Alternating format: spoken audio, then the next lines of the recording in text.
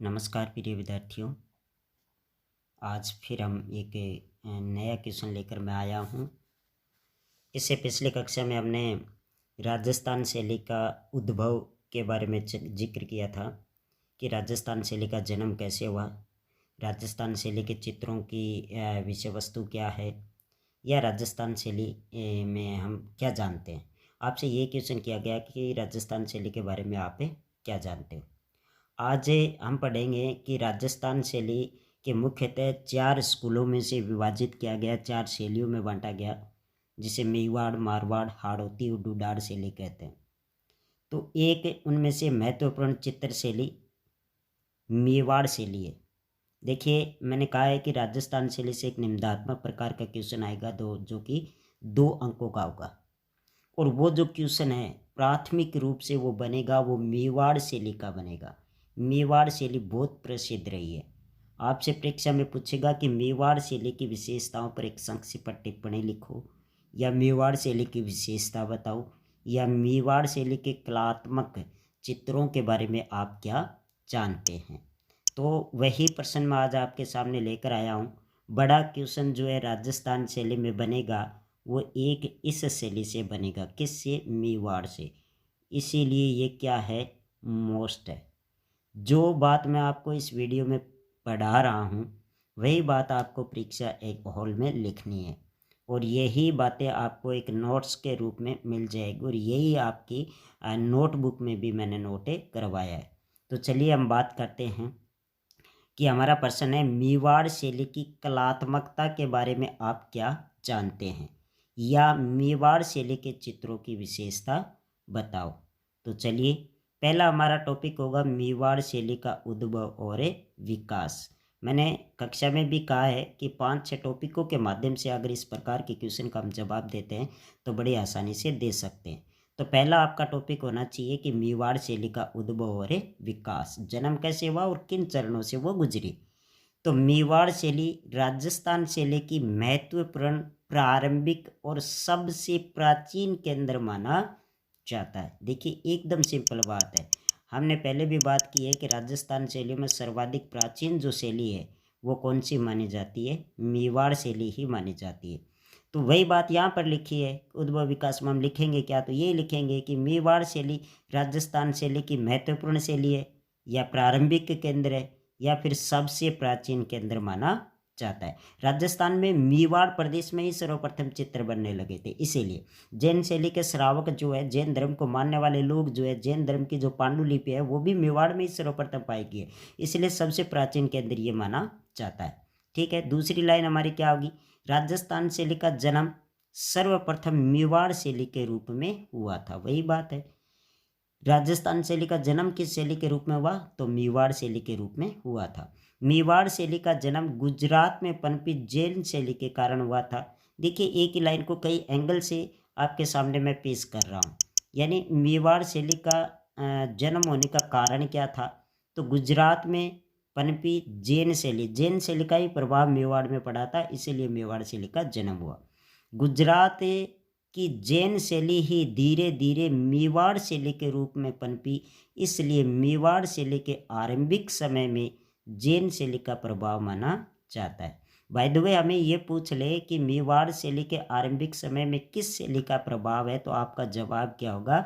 जैन शैली का प्रभाव है। कौन सी शैली का? जैन शैली का प्रभाव है, और यही लाइन हम बड़े क्वेश्चन में भी लिखते हैं। ठीक है, आगे बढ़ते हैं। मेवाड़ शैली का उदय व्यापक रूप से रागमाला चित्रों से होता है। देखिए, एक बात तो आपने नोट की होगी कि बार बार हमने राजस्थान शैली में रागमाला नामक इस ग्रंथ का जिक्र किया है या इसका सुना है। तो सबसे पहले हमने ये पढ़ा कि मेवाड़ शैली में रागमाला का चित्रण कहा हुआ था, वो भी बात है आपके ध्यान में होगी। तो रागमाला चित्रों से ही इस मेवाड़ शैली का उदय होता है। यही चित्र सर्वाधिक प्राचीन माने जाते हैं। फिर है मेवाड़ शैली का उदय व्यापक रूप से रागमाला चित्रों से हुआ। मेवाड़ में रागमाला का सर्वप्रथम चित्र 1605 ईस्वी में चावंड में चित्रकार निसारदीन के द्वारा किया गया था। बाय द वे, आपको छोटा क्वेश्चन पूछ ले तो आप कह सकते हैं, या बाय द वे आपको ये पूछ ले कि रागमाला का चित्रण सर्वप्रथम कहाँ, कब और किसके द्वारा किया गया। तो रागमाला का चित्रण मेवाड़ में चामंड नामक स्थान पर। ये चामंड जो है महाराणा प्रताप की राजधानी थी। महाराणा प्रताप ने अपने विकट जो दिनों में है ना चामंड को अपनी राजधानी बनाया था। चित्तौड़ का दुर्ग छोड़ने के बाद, कुंभलगढ़ का दुर्ग छोड़ने के बाद, या उदयपुर से उनका साम्राज्य नष्ट होने के बाद चामंड को अपना आश्रय स्थल बनाया था। और इसी समय ये निसारदीन चित्रकार भी महाराणा प्रताप के समय में थे और यहीं पर ये रागमाला का चित्रण हुआ था। तो मेवाड़ में सर्वप्रथम रागमाला का चित्रण कहाँ हुआ, तो ये प्रश्न भी आप आसानी से यहीं से निकाल सकते हैं कि भी 1605 में चामंड नामक स्थान पर चित्रकार निसारदीन के द्वारा ये कार्य किया गया था। ठीक है, देखिए मेवाड़ में फिर है जगत सिंह। जगत सिंह एक शासक में हैं। सिंह के समय में मेवाड़ प्रदेश के चित्र बनाने का श्रेय साहेबुद्दीन और मनोहर को जाता है। यानी महाराणा प्रताप के समय में जो महाराणा प्रताप है और उसका पुत्र अमर सिंह के समय में ये निसारदीन जो है बहुत बड़ा प्रसिद्ध चित्रकार था। और आगे जगत सिंह का जब समय आता है उसमें दो और चित्रकारों का योगदान होता है, वो चित्रकार है साहेबुद्दीन और मनोहर।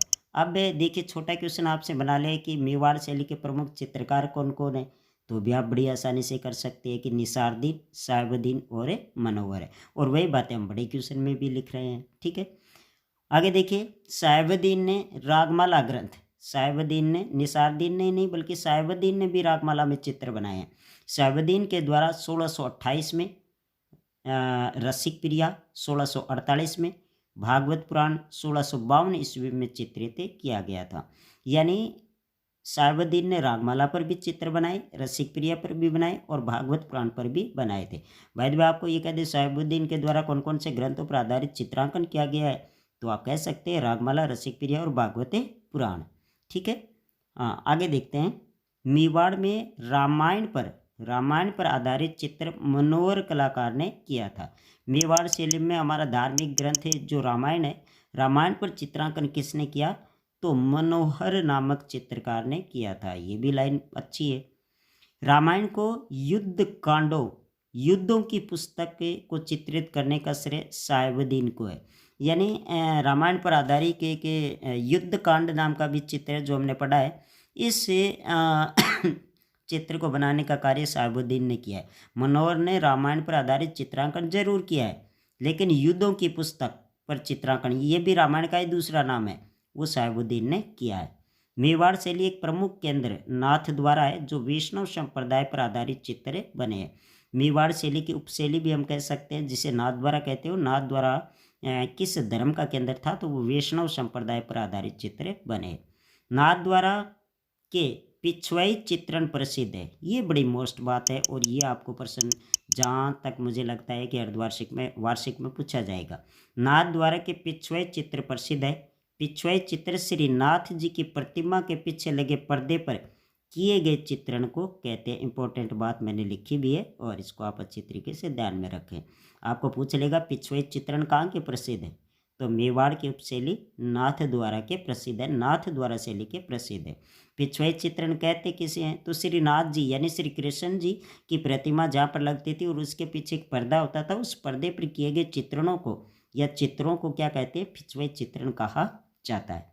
तो प्रिय विद्यार्थियों, ये हमारी शुरुआती था इसका मेवाड़ शैली का समय। अब देखिए नेक्स्ट टॉपिक हमारा क्या आता है कि मेवाड़ शैली के चित्रों की रंग योजना। ये 6-7 टॉपिक मैंने आपको वहाँ भी बताए हैं क्लास में भी कि इन्हीं टॉपिकों के माध्यम से करेंगे। पहला टॉपिक हमारा था राजस्थान शैली का उद्भव और विकास। दूसरा है मेवाड़ शैली के चित्रों की रंग योजना। देखिए और बात ना पूछकर आपको सिर्फ रंग योजना भी पूछी जा सकती है, 1 या 1/2 अंक की। ठीक है, तो चित्रकारों ने चमकीले चटकदार रंगों का प्रयोग किया है, जैसे लाल पीले रंगों का प्रमुख रूप से प्रयोग यहाँ पर किया गया है। मेवाड़ शैली के चित्रों की रंग योजना बताओ, तो सिर्फ क्लास में भी यही एक बात मैंने कही है आपको, चमकीले चटकदार रंगों का प्रयोग, ये बात आप जरूर याद रखें और उसमें आगे आप लिख सकते हैं लाल पीले नीले रंगों का प्रयोग। तीसरा टॉपिक हमारा है मेवाड़ शैली के चित्रों की विषय वस्तु। अब विषय वस्तु भी सभी शैलियों की एक आपको रटाई गई है, तो उसी पर आप ध्यान रखें। धार्मिक ग्रंथों के साथ साथ दरबारी दृश्य, ये दृश्य नाम मिस प्रिंटिंग है तो आप अच्छी तरीके से कर लेना। दरबारी दृश्य, शिकार के दृश्य, अभियान, त्योहार, जनाना गतिविधियों व खेल आदि विषयों पर चित्रित किया गया है। देखिए, सिर्फ एक धार्मिक ग्रंथ पर आधारित चित्रांकन कहकर ही हम अपने वक्तव्य को विराम नहीं दे सकते, क्योंकि धार्मिक ग्रंथों के साथ साथ वहाँ के दरबारी दृश्य, शिकार के दृश्य, अभियान के दृश्य, त्यौहार के दृश्य, जनाना गतिविधियाँ, वहाँ की महिलाओं की क्या गतिविधियाँ थी, खेल पर आदि चित्रों विषय वस्तु पर चित्रांकन किया गया है मेवाड़ शैली में। नेक्स्ट टॉपिक है मेवाड़ शैली में पुरुष चित्रण, यानी किस प्रकार के पुरुषों का यहाँ पर चित्रांकन हुआ है। पुरुष आकृति लंबी है, चेहरा गोल है, अंडाकार है, चिंबुक गर्दन, चिंबुक किसे कहते हैं, ठुड्डी को कहते हैं भाई, ध्यान रखना, चिंबुक ठुड्डी को कहा जाता है। गर्दन भारी तथा पुष्ट है, यानी बहुत ही मजबूत पुरुष यहाँ पर बनाए गए हैं। ठीक है, नेक्स्ट टॉपिक है मेवाड़ में नारी चित्रण। कौन सा चित्रण, नारी, पुरुष का आ गया टॉपिक, नारी का है। मेवाड़ में नारी चित्रण, स्त्रियों की मीनाकृत आंखें, मीन जैसी यानी मछली जैसी आंखें, तीखी आंखें, ठिगना कद, मेवाड़ की नारियां ठिगने कद की है, भरी हुई चिंबुक यानी ठुड्डी, गोल ठुड्डी बनाई गई है, खुले होठ या लिप्स हम कह सकते हैं, नासिक नथ युक्त, नथ नहीं है नथ है, नासिका होगा, नासिका नथ युक्त, नाक में नथ भी पहनाई गई है, कपोलों पर झूलते बाल यानी गालों पर, कपोलों पर झूलते हुए लंबे लंबे लटे, यहाँ नारी चित्रण का विषय रहा है। ठीक है, नेक्स्ट टॉपिक है हमारा पशु पक्षी चित्रण। रंगों की विविधता रही है, अनेक प्रकार के रंग है। पशु पक्षी में हाथी, घोड़े, शेर, हिरण, चकोर, हंस, मयूर और बगुला, ये जो प्रकृति के महत्वपूर्ण पक्षी होते हैं, उन पक्षियों का, महत्वपूर्ण पक्षियों का यहाँ पर चित्रण हुआ है। सारस आदि चित्रण बहुलता से हुआ है ना। ये महत्वपूर्ण पक्षी, और किसी पक्षी का नाम आप लोग ना लिख दें, काग वगैरह यहाँ पर नहीं है, क्योंकि ये प्रकृति के महत्वपूर्ण पक्षी होते हैं जिनको महत्वपूर्ण स्थान दिया गया है। मेवाड़ शैली के प्रमुख चित्रकार, अगला टॉपिक हमारा यही होगा। तो शहाबुद्दीन है, मनोवर है, निसारुद्दीन है। ये तीन चित्रकारों का बहुत बड़ा योगदान मेवाड़ शैली में रहा है, शहाबुद्दीन, मनोवर और निसारुद्दीन। ठीक है विद्यार्थियों, आज हम इतनी ही बात करेंगे, वीडियो ज़्यादा लंबा हो जाएगा, इसीलिए आपको इतना ही बताया जाएगा। ठीक है, आप इसको बार बार देख लें, अध्ययन कर लें। देखिए, मेवाड़ शैली बहुत ही सिंपल तरीके से आपको यहाँ पर अध्ययन करवाया गया, एक ही पेज का ये क्वेश्चन है। अब ये बार बार मुझे कई बार विद्यार्थी पूछते हैं कि सर बड़ा जो क्वेश्चन आता है वो कितने अंकों का या कितने शब्दों का या कितने पेज में हमें करना है। तो यहाँ पर पेज का कोई मतलब नहीं होता, ज़्यादा से ज़्यादा ये 100 शब्द का क्वेश्चन होता है, 100 या 150 शब्द का। हमें शब्दों को या पेजों को नहीं देखना है, हमें ये देखना है कि जो क्वेश्चन हमें पूछ रहा है उसका भावार्थ सिद्ध हुआ कि नहीं हुआ, उसी पर आधारित हमें प्रश्नों को लिखना है। ठीक है, तो फिर मिलते हैं अगली कक्षा में, तब तक के लिए